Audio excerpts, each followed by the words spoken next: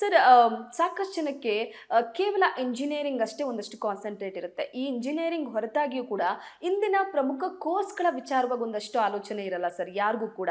ಏನಿದೆ, ಯಾವ ಕೋರ್ಸ್ಗಳಿದೆ ಅನ್ನೋ ವಿಚಾರವಾಗಿ ಸರ್ ಅದ್ರ ಬಗ್ಗೆ ಹೇಳೋದಾದ್ರೆ. ಈಗ ನಿಮ್ಗೆ ಹೇಳೋದಾದ್ರೆ ನಾನೇ 12 ಕೋರ್ಸಸ್ ಮಾಡಿದ್ದೀನಿ. ಯಾವ ಕೋರ್ಸ್ ಮಾಡಿದೆ? ಇಂಜಿನಿಯರಿಂಗ್ ಮಾಡಿದೆ, ಅರ್ಥಶಾಸ್ತ್ರ ಮಾಡಿದೆ, ಕಾನೂನು ಮಾಡಿದೆ, ಮಾಸ್ಟರ್ ಆಫ್ ಬಿಸ್ನೆಸ್ ಫೈನಾನ್ಸ್ ಮಾಡಿದೆ, ಮಾಧ್ಯಮ ಮಾಡಿದೆ. ಸೊ ನನ್ನ ಜೀವನದಲ್ಲಿ ಏನು ವ್ಯತ್ಯಾಸ ಆಯಿತು? I became A good teacher. ನನ್ನ ಪ್ರೊಫೆಷನ್ ಅಂದರೆ ಆ ಅಧ್ಯಾಪಕ ಉದ್ಯೋಗಕ್ಕೆ ಏನು ಸಿಕ್ತು ನಾಲೆಡ್ಜ್, ಅದನ್ನು ಪಡ್ಕೊಂಡೆ ಬೈ ಡಿಗ್ರೀಸ್. ಈಗ ನಿಮಗೆ ಎಲ್ಲರೂ ಪೋಷಕರು ಅಷ್ಟೇ, ವಿದ್ಯಾರ್ಥಿಗಳು ಅಷ್ಟೇ, ಅವ್ರು ಏನು ಮಾಡ್ತಾರೆ, ಆರ್ಟಿಫಿಷಿಯಲ್ ಇಂಟೆಲಿಜೆನ್ಸ್ ಓದ್ಬಿಡ್ಬೇಕು, ಕಂಪ್ಯೂಟರ್ ಸೈನ್ಸ್ ಇಂಜಿನಿಯರಿಂಗ್ ಓದ್ಬಿಡ್ಬೇಕು, ನನಗೆ ಇಮಿಡಿಯೇಟಾಗಿ 4 ವರ್ಷದಲ್ಲಿ ಉದ್ಯೋಗ ಸಿಗ್ಬಿಡ್ಬೇಕು, 5 ಲಕ್ಷ ತಿಂಗಳಿಗೆ ಬರಬೇಕು, ಈ ಥರ ಇತ್ತು. ನಾನು ಕಂಪ್ಯೂಟರ್ ಸೈನ್ಸ್ ಮಾಡಿದ್ದೇನೆ, 45 ವರ್ಷ ಪಾಠ ಮಾಡಿದ್ದೀನಿ ಕಂಪ್ಯೂಟರ್ ಸೈನ್ಸ್ನಲ್ಲೇ. 45 ವರ್ಷ ಎಲೆಕ್ಟ್ರಾನಿಕ್ಸ್ ಆ್ಯಂಡ್ ಕಂಪ್ಯೂಟರ್ ಸೈನ್ಸ್. ಈಗ ಅದು ಭಾಳ ಉನ್ನತ ಸ್ಥಾನದಲ್ಲಿದೆ. ನೀವು ಡಿಗ್ರಿ ಪಡೆದಿಲ್ಲ ಅಂದ್ರೂ ಒಂದು ಕೌಶಲ್ಯ ಇದ್ದರೆ you will get more salary than a person degree ಪಡೆದಿರೋನಿಗಿಂತ ಹೆಚ್ಚು ಸ್ಯಾಲರಿ ಸಿಗುತ್ತೆ. ಕೌಶಲ್ಯ, ಆ ಸ್ಕಿಲ್ ಬೇಕಾಗಿದೆ. ನೀವು ಝಕರ್ಬರ್ಗ್ ಡಿಗ್ರಿ ಬಿತ್ತಾ, ಸ್ಟೀವ್ ಜಾಬ್ಸ್ ಡಿಗ್ರಿ ಇತ್ತಾ, ಬಿಲ್ ಗೇಟ್ಸ್ ಡಿಗ್ರಿ ಇತ್ತಾ? ಇವರಿಗೆಲ್ಲ ಡಿಗ್ರಿ ಇರಲಿಲ್ಲ, ಕೌಶಲ್ಯ ಇತ್ತು. ಬಟ್ ಅವರು ಚುನಾಯಿಸ್ಕೊಂಡಿರೋ ಸಬ್ಜೆಕ್ಟ್ ಯಾವುದು? ಕಂಪ್ಯೂಟರ್ ಸೈನ್ಸ್ ತಗೊಂಡಿದ್ರು ಆ ಕಾಲಕ್ಕೆ. ಅದು ನಾನು 40 ವರ್ಷ 45 ವರ್ಷ ಹಿಂದೆ ಹೇಳ್ತಾ ಇದ್ದೀನಿ. ಸೊ ನಾವು ಈಗಿನ ಪರಿಸ್ಥಿತಿನಲ್ಲಿ ವಿಶ್ವದಲ್ಲೇ ಎಲ್ಲ ಹೇಳ್ತಾ ಇರೋದು ಆರ್ಟಿಫಿಷಿಯಲ್ ಇಂಟೆಲಿಜೆನ್ಸ್. ಆರ್ಟಿಫಿಷಿಯಲ್ ಇಂಟೆಲಿಜೆನ್ಸ್ ಬಿಟ್ಟರೆ ಇನ್ನು ಯಾವ ಸಬ್ಜೆಕ್ಟು ಇಲ್ಲ ಅಂತ. ಬಟ್ ಆರ್ಟಿಫಿಷಿಯಲ್ ಇಂಟೆಲಿಜೆನ್ಸ್ ಒಂದೇ ಸಬ್ಜೆಕ್ಟ್ನಲ್ಲಿ ಎಲ್ಲರೂ ಪರಿಣಿತರಾಗಲ್ಲ. ಅದಕ್ಕೆ ಎಲ್ಲ ಸಬ್ಜೆಕ್ಟು ನಾವೀಗ ನಮ್ಮ ಬೆಂಗಳೂರು ವಿಶ್ವವಿದ್ಯಾಲಯದಲ್ಲಿ ಎಲ್ಲ ಕೋರ್ಸಸ್ಗೂ ಆರ್ಟಿಫಿಷಿಯಲ್ ಇಂಟೆಲಿಜೆನ್ಸ್ ಇಂಟ್ರೊಡ್ಯೂಸ್ ಮಾಡಿದ್ವಿ. ಬಟ್ ಈ ಆರ್ಟಿಫಿಷಿಯಲ್ ಇಂಟೆಲಿಜೆನ್ಸು ಪ್ರೊಫೆಷ್ನಲ್ ಆಗಿ ಮಾಡಬೇಕಾ ಇಲ್ಲ ಅಪ್ಲಿಕೇಶನ್ ಆಗಿ ಮಾಡಬೇಕಾ? ಅಪ್ಲಿಕೇಶನ್ ಅಂದರೆ ಲಾಯರು ಅಪ್ಲಿಕೇಶನ್ ಆರ್ಟಿಫಿಷಿಯಲ್ ಇಂಟೆಲಿಜೆನ್ಸ್ ಓದ್ತಾನೆ, ಅರ್ಥಶಾಸ್ತ್ರ ಅಧ್ಯಾಪಕನು ಆರ್ಟಿಫಿಷಿಯಲ್ ಇಂಟೆಲಿಜೆನ್ಸ್ ಓದ್ತಾನೆ. ಬಟ್ ಇಂಜಿನಿಯರಿಂಗ್ ಸ್ಟೂಡೆಂಟ್ ಯಾವ್ದು ತಗೊಳ್ಬೇಕು ಅಂತ ಹೇಳಿದಾಗ ಈಗ ಎಲ್ಲರೂ ಪೋಷಕರು ಅಷ್ಟೇ, ವಿದ್ಯಾರ್ಥಿಗಳು ಅಷ್ಟೇ, they are glued to computer science and engineering. ಅದು ಮೊದಲನೇ ಸ್ಥಾನದಲ್ಲಿದೆ. Computer science and engineering, information science engineering. ನಾನು ಓದಿದಾಗ 30 ವರ್ಷ ಹಿಂದೆ ಇದ್ದಾಗ ಆಗ ಒಂದು ಕಾಲೇಜಿಗೆ 60 ಸೀಟೇ ಕೊಡೋದು. ಇನ್ನೊಂದು ಕೋರ್ಸ್ ಮಾಡಬೇಕಲ್ಲ, ಒಂದು ಕೋರ್ಸ್ಗೆ 60 ಸೀಟೇ. ಅದನ್ನು ಹೆಚ್ಚು ಮಾಡಬೇಕು. ಹೆಂಗೆ ಮಾಡಬೇಕು? ಆ ಕಂಪ್ಯೂಟರ್ ಸೈನ್ಸ್ ಇಂಜಿನಿಯರಿಂಗ್ನ ಇನ್ಫಾರ್ಮೇಷನ್ ಸೈನ್ಸ್ ಇಂಜಿನಿಯರಿಂಗ್ ಅಂತ ಹಾಕಿದ್ವಿ 120 ಸೀಟ್ಗೆ.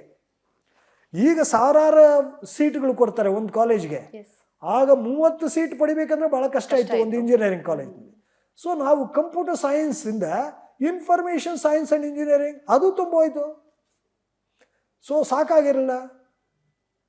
ನಾನು ಓದಿದಾಗ ಎಲೆಕ್ಟ್ರಾನಿಕ್ಸ್ ಅಂತಿತ್ತು ನಾಮನ್ಕ್ಲೇಚರ್. ಎಲೆಕ್ಟ್ರಿಕಲ್ನವ್ರು ಏನು ಹೇಳಿದ್ರು, ನಾವು ಎಲೆಕ್ಟ್ರಾನಿಕ್ಸ್ ಓದ್ತಾ ಇದ್ದೀವಿ, ನಮಗೂ ಎಲೆಕ್ಟ್ರಾನಿಕ್ಸ್ ನಾಮನ್ಕ್ಲೇಚರ್ ಬೇಕು ಅಂತ. ಸೊ ಅವ್ರು ಏನು ಮಾಡಿದ್ರು, ಅವರು ಎಲೆಕ್ಟ್ರಿಕಲ್ ಆ್ಯಂಡ್ ಎಲೆಕ್ಟ್ರಾನಿಕ್ಸ್ ಮಾಡಿಕೊಂಡ್ರು. ಎಲೆಕ್ಟ್ರಾನಿಕ್ಸ್ನ ಎಲೆಕ್ಟ್ರಾನಿಕ್ಸ್ ಆ್ಯಂಡ್ ಕಮ್ಯುನಿಕೇಷನ್ ಮಾಡಿದ್ವಿ. ಕಮ್ಯುನಿಕೇಷನಿಂದ ಇನ್ನೊಂದು ಭಾಗ ಹೋಯ್ತು, ಅದು ಯಾವುದಂದರೆ computer science and engineering. Computer ಸೈನ್ಸಿಂದ ಇನ್ನೊಂದು ಭಾಗ ಹೋಯ್ತು, ಅದು ಇನ್ಫಾರ್ಮೇಷನ್ ಸೈನ್ಸ್ ಆ್ಯಂಡ್ ಇಂಜಿನಿಯರಿಂಗ್ ಮಾಡಿ.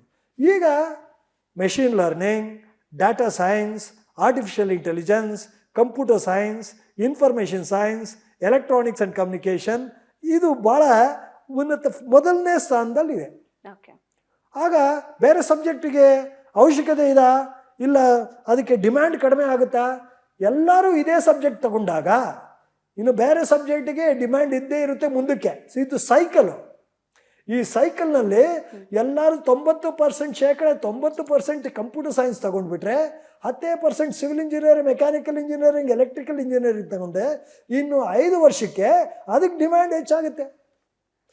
ಸೊ ಈಗಿನ ಪರಿಸ್ಥಿತಿನಲ್ಲಿ ಉದ್ಯೋಗ ದೃಷ್ಟಿಯಿಂದ ನೋಡಿದಾಗ ಎಲ್ಲರೂ ಕಂಪ್ಯೂಟರ್ ಸೈನ್ಸ್ ತಗೊಳ್ತಾ ಇದ್ದಾರೆ. ಎಲ್ಲರೂ ಆರ್ಟಿಫಿಷಿಯಲ್ ಇಂಟೆಲಿಜೆನ್ಸ್ ಸೈನ್ಸ್ ತಗೊಳ್ತಾ ಇದ್ದಾರೆ, ಎಲ್ಲರೂ ಡಾಟಾ ಸೈನ್ಸ್. ಸೊ ಮೊದಲನೇ ಸ್ಥಾನದಲ್ಲಿ computer science, artificial intelligence and machine learning, computer science and information science, artificial intelligence and machine learning, then data science.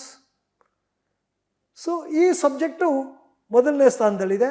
Electronics ಈಗ ಇಂಪಾರ್ಟೆಂಟ್ ಆಗಿದೆ ಈಗ, ಯಾಕಂದರೆ hardware technology compared with software technology ಎರಡಕ್ಕೂ demand ಇದೆ. ಅದು ಬಿಟ್ಟು civil engineering, mechanical engineering demand ಇದಾ ಇಲ್ವಾ? ರೋಬೋಟಿಕ್ಸ್ ಅಂತ ಹೇಳ್ತೀವಿ ಈಗ. Robotics it is only computer science, but robot build ಮಾಡುವಾಗ ಮೆಕ್ಯಾನಿಕಲ್ ಇಂಜಿನಿಯರಿಂಗ್ ಬೇಕಾಗಿದೆ. So mechatronics, mechanical engineering plus artificial intelligence, civil engineering plus artificial intelligence. ನಾವು ಕೋರ್ಸೇ ಬದಲಾಯಿಸ್ತಾ ಇದ್ದೀವಿ, ಎಲ್ಲದಕ್ಕೂ ಆರ್ಟಿಫಿಷಿಯಲ್ ಇಂಟೆಲಿಜೆನ್ಸ್ ಸೇರಿಸ್ತಾ ಇದ್ದೀವಿ. ಸೇರಿಸಿದಾಗ ಏನಾಗುತ್ತೆ, ನಮಗೆ ಎಲ್ಲ ಇಂಜಿನಿಯರ್ಸು ಬೇಕಾಗಿದೆ. ಬ್ರಿಡ್ಜ್ ಕಟ್ಟಬೇಕು, ಡ್ಯಾಮ್ ಕಟ್ಟಬೇಕು, ಟ್ರಾನ್ಸ್ಪೋರ್ಟ್, ಎಲೆಕ್ಟ್ರಿಕಲ್ ವೆಹಿಕಲ್ಸ್ ಬರುತ್ತೆ ಮುಂದಕ್ಕೆ. Electrical engineering plus artificial intelligence ಬೇಕಾಗಿದೆ. ಸೊ ಅದಕ್ಕೂ ಡಿಮ್ಯಾಂಡ್ ಹೆಚ್ಚಾಗ್ತಾ ಇದೆ. ಸೊ ಈ ಡಿಮ್ಯಾಂಡ್ಸ್ ಎಲ್ಲ ನೋಡಿದಾಗ ಎಲ್ಲ ಸಬ್ಜೆಕ್ಟ್ಗೂ ಅದದು ಸ್ಥಾನ ಮಾನ್ಯತೆ ಇದ್ದೇ ಇರುತ್ತೆ. ಕೋರ್ ಸಬ್ಜೆಕ್ಟ್, ಈಗ ಕೋರ್ ಸಬ್ಜೆಕ್ಟ್ ಆಗ ಇಂಜಿನಿಯರಿಂಗ್ ಅಂತ ಹೇಳಿದಾಗ civil engineering, mechanical engineering, electrical engineering ಮೂರೇ. ಅದರಿಂದ ಇದು ಎಲ್ಲ ಸಬ್ಜೆಕ್ಟ್ ಉಟ್ಕೊಂಡಿದೆ. ಎಲೆಕ್ಟ್ರಿಕಲ್ ಇಂಜಿನಿಯರಿಂಗಿಂದ ನಾವು electronics, computer science, information science, ಇದು data science, artificial intelligence, machine learning and ಇದು ಇನ್ನೊಂದು ಸಬ್ಜೆಕ್ಟು ಸೈಬರ್ ಸೆಕ್ಯೂರಿಟಿ ಅಂತ ಹೇಳಿ. ಆ cyber security BSc cyber security ಇದೆ ಈಗ, BCA ಇದೆ, MCA ಇದೆ, ಎಲ್ಲ ಕಂಪ್ಯೂಟರ್ ಸೈನ್ಸ್ ಸಬ್ಜೆಕ್ಟ್ಸೇ. BSc ಕಂಪ್ಯೂಟರ್ ಸೈನ್ಸ್ ಇದೆ, BSc ಸೈಬರ್ ಸೆಕ್ಯೂರಿಟಿ ಇದೆ. ಸೊ ಈ ಕೋರ್ಸಸ್ ಎಲ್ಲ ಇಂಜಿನಿಯರಿಂಗ್ ಡಿಗ್ರಿ ಇಲ್ಲದೆ ಇವನ್ 3 ವರ್ಷ ಕೋರ್ಸ್ಗೂ ಹೊರ್ಟೋಗಿದೆ ಈಗ. Computer science and engineering, BSc artificial intelligence ಇದೆ, BSc ಡಾಟಾ ಸೈನ್ಸ್ ಇದೆ, BE ಡಾಟಾ ಸೈನ್ಸ್ ಇದೆ, BSc ಡಾಟಾ ಸೈನ್ಸ್ ಇದೆ. ಸೊ ಇದು 3 ವರ್ಷ ಕೋರ್ಸ್ ಇದೆ, 4 ವರ್ಷ ಕೋರ್ಸ್ ಇದೆ. ಸೊ ಈಗ ಯಾವ್ದು ತಗೊಳ್ಳೋದು ಇಂಜಿನಿಯರಿಂಗ್ ಅಂತ ಕೇಳಿದಾಗ your choice is enormous. You can choose any topic, you can choose any subject. ನಾನು ಹೇಳಿದ್ನಲ್ಲ ಅವಾಗೆ, anywhere, any time, any one, any subject, any discipline, any course. ಯಾಕಂದರೆ ಈಗಿನ ಇದ್ದಲ್ಲಿ ಟೀಚರು, ಅಧ್ಯಾಪಕರು ಬೆಂಗಳೂರಿನಲ್ಲಿ ಒಂದೇ ಕಾಲೇಜ್ನಲ್ಲಿ ಇರಬೇಕಾಗಿಲ್ಲ. ಒಂದು ಟೀಚರ್ ಇದ್ದರೆ ಎಂಟೈರ್ ವರ್ಲ್ಡ್ಗೆ ಟೀಚ್ ಮಾಡ್ಬೋದು ಆನ್ಲೈನ್. ಈಗ ಸ್ಟ್ಯಾನ್ಫರ್ಡ್ನಲ್ಲಿ ಏನು ಪಾಠ ಮಾಡ್ತಾ ಇದ್ದಾರೆ ಆ ಪಾಠ ನಾವು ಕೇಳ್ಬೋದು, ಅಲ್ಲಿಂದ ನಾವು ಡಿಗ್ರಿ ಪಡಿಬೋದು, ಕ್ರೆಡಿಟ್ ತಗೊಳ್ಬೋದು. So anywhere, any university, it is transferable. Knowledge acquire ಮಾಡಬೇಕು. ಅಂದರೆ ಅದು ನಾಲೆಜ್ ಅಕ್ವೈರ್ ಮಾಡದೆ ನೀನು ಯಾವ ಡಿಗ್ರಿಗೆ ಸೇರಿದ್ರೂ, ಯಾವ ಸಬ್ಜೆಕ್ಟ್ ಸೇರಿದ್ರೂ ಅದು ಉಪಯೋಗ ಆಗಲ್ಲ. ಸೊ ನನ್ನ ಸಂದೇಶ, ಅಡ್ವೈಸ್, ಸಲಹೆ ವಿದ್ಯಾರ್ಥಿಗಳಿಗೆ ಏನಂದರೆ, ಈಗೆಲ್ಲ ಮಕ್ಕಳು ಕಂಪ್ಯೂಟರ್ ಸೈನ್ಸೇ ಓದೋಕ್ಕೆ ಪ್ರಯತ್ನ ಮಾಡ್ತಾ ಇದ್ದಾರೆ. ನೀವು ಕಂಪ್ಯೂಟರ್ ಸೈನ್ಸ್ ಪಡೆದ್ರೆ ಒಳ್ಳೆಯದು ಈ ಟೈಮಿಗೆ, ಈ ಸಮಯಕ್ಕೆ. ಮುಂದಕ್ಕೆ ಏನಾಗುತ್ತೆ ನೋಡೋಣ. ಈಗ 5 ವರ್ಷದಲ್ಲಿ, ಇನ್ನು 10 ವರ್ಷ, 5 ವರ್ಷದಲ್ಲಿ ಉದ್ಯೋಗ ಭಾಳ explosive on computer science and artificial intelligence. ಆಮೇಲೆ ಏನು ಸೈಕಲ್ ಬರುತ್ತೆ ನೋಡೋಣ. ಈ ಸೈಕಲ್ಗೆ, ಈ ಇಯರ್ಗೆ, ಈ ವರ್ಷಕ್ಕೆ computer science, artificial intelligence and data science first round. Second round cyber security. Cyber security ಭಾಳ ಡಿಮ್ಯಾಂಡ್ನಲ್ಲಿದೆ. So whether it is BSc, BCA, BE, ನೀವು ಸೈಬರ್ ಸೆಕ್ಯೂರಿಟಿ ತಗೊಂಡಾಗ ಅಲ್ಲಿಗೆ ಉದ್ಯೋಗ, ಕೆಲಸಕ್ಕೆ ಈಗ ಆ ಉದ್ಯೋಗ ಎಷ್ಟಿದೆ ಅಂದರೆ 100 ಜಾಬ್ಸ್ ಇದ್ದರೆ 10 ಜನ ಸಿಕ್ಕಲ್ಲ ಸೈಬರ್ ಸೆಕ್ಯೂರಿಟಿಗೆ.